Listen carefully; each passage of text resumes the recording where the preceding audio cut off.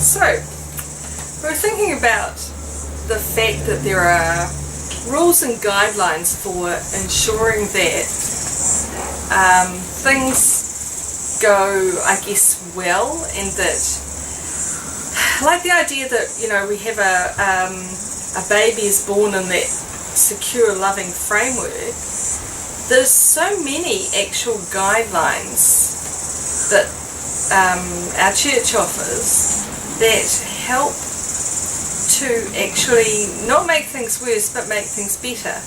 And I came through a lot of years of my life without really knowing a lot about Catholic teaching and Catholic social teaching in particular, and the canon of the canon law and the catechism of the Catholic Church, all those big C words. And as I've taught more and more about them, I find that there's quite a reassuring comfort in knowing that there are limits to everything, and that our church actually sets limits. And I think, I say to the girls, it's actually quite gutsy of the church to put down some limits and say, we want you to operate within this framework here, because beyond that framework you're not going to be safe.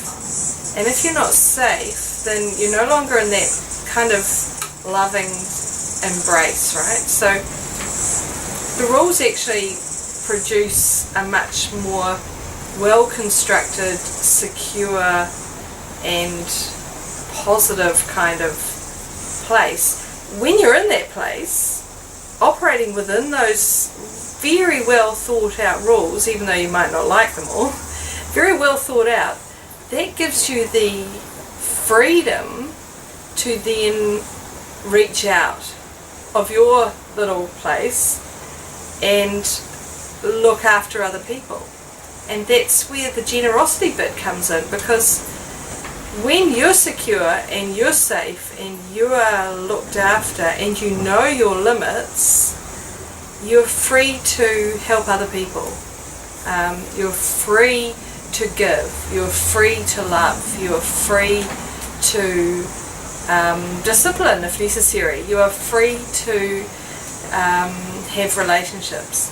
So even though rules seem like a negative thing, when they're packaged to create a positive world, then they actually provide some freedom.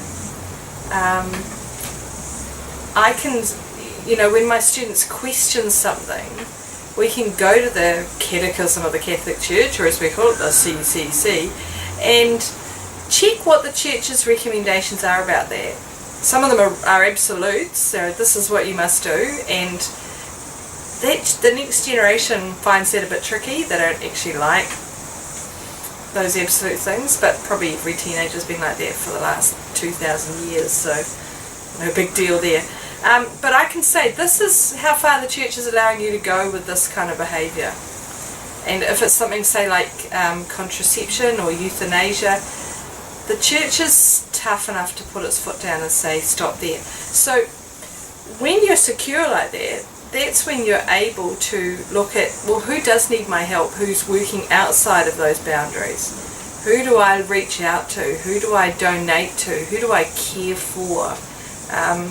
We studied the Millennium Goals this morning. Great Millennium Development Goals, came out in 2000. 15 years to fix the world. Well, 14 years have gone by now, and I've been teaching these for about 6 or 7 years, and so I googled it all today. Guess what? They're bringing in some new guidelines for some new goals from 2015. So having failed to reach their goals, they're going to make some more. But the point is that they're trying to fix the world, United Nations, and so are we all trying to reach out and help people. But it's interesting that it's within a secure, rule-guided kind of framework that actually we have the freedom to do so much good. So I guess in some ways discipline and strictness give you the freedom to have generosity and love abounding in all kind of directions, and you know where to go because you know where your limits are. And so even though it sounds kind of whitewashing a bunch of rules, they're actually really well thought out rules, guidelines and doctrines that have a foundation in Scripture. And if you're starting from Scripture, then really you can't go wrong.